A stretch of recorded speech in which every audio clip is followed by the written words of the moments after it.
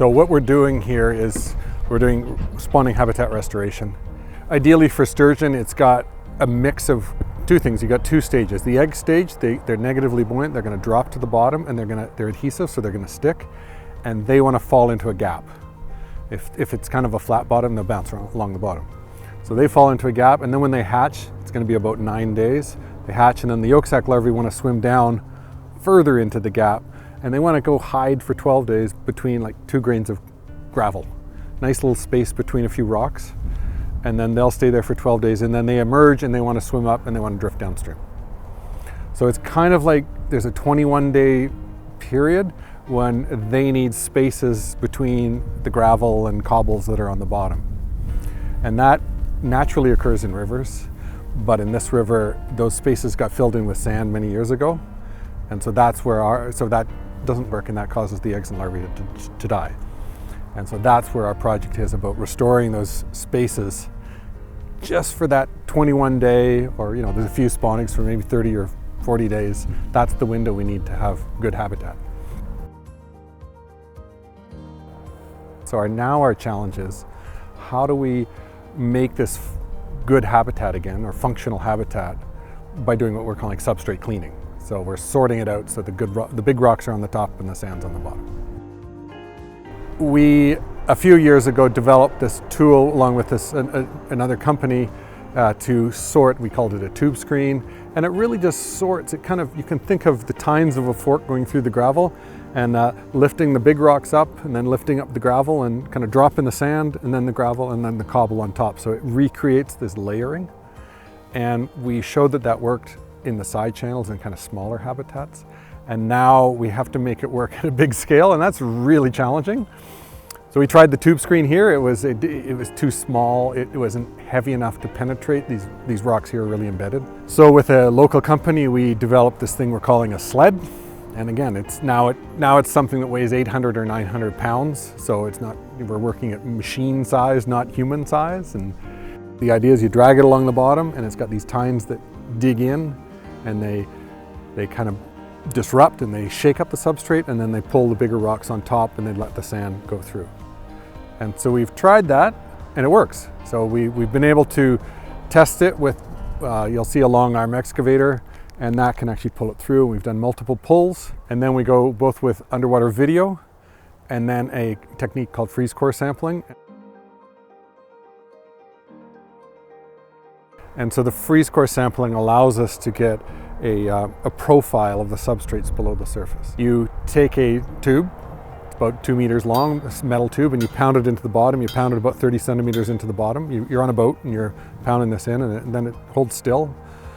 And then you essentially pour liquid nitrogen in the top end, and that goes down to the bottom, and it freezes that 30 centimeters of rock that's adjacent to the freeze core tube. And then after you've let it really freeze, you pull it up carefully, and you can see the whole profile. And you can see, are there big rocks on the top? And especially if there's a lot of sand, the sand really freezes well. The big rocks don't freeze as well, so they may break off, but then you're going to see a bare portion on that top section. So you can tell if it's really embedded with sand, or is it, we've seen mussels in there, and we see gravel, and we see sand, and then we see sections with just big rocks. So you can show that it's improved, and how far. One of the key questions is, how deep into the substrate are those improvements going? And that's a key question, where we compare our lab results to say, larvae, they want to hide like 1.5 layers down.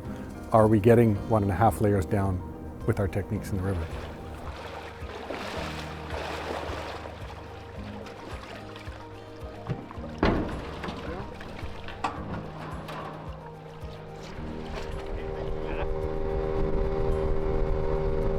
The next question is, do fish spawn here? So we've got egg mats that we'll put down in the river, and other people will go and look on those egg mats to see, have we collected eggs from wild spawning fish? Do we see wild spawned eggs on the cleaned habitat?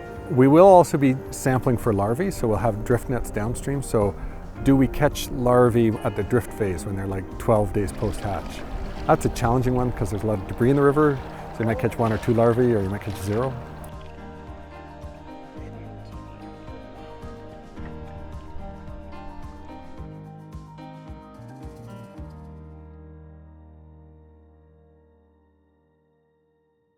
And then we're going to do another step onto that. So we have the hatchery, and we do the broodstock program in the hatchery.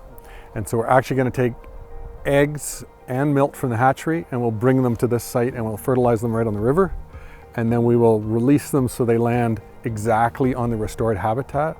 So at least we know we have a good number, maybe even 250,000 eggs released right onto the habitat that we treated. And then again, we wait 3 years, and if we catch a little pulse of juveniles, we know they came from this test that we did. The other component of this that really is amazing is the community partnerships, and they've been there actually since day one. When the Nechako White Sturgeon Recovery Initiative formed in 2001 is when it started. I started working up here in 2005. The District of Vanderhoof provided a field lab. You know, the Carrier County Tribal Council has been involved since day one. They still do the spawn monitoring. And then for this project, you know, we just said we got to work with the community, and so we've got a local contractor. We work with local landowners. We work with, you know, the Carrier County Tribal Councils helping out on implementing this. So that's one of the features I love about this program. Is I'm from Vancouver, but every time I come up here, people say, "Hey, how's the sturgeon project going?" And you know, it's a really, really nicely integrated program.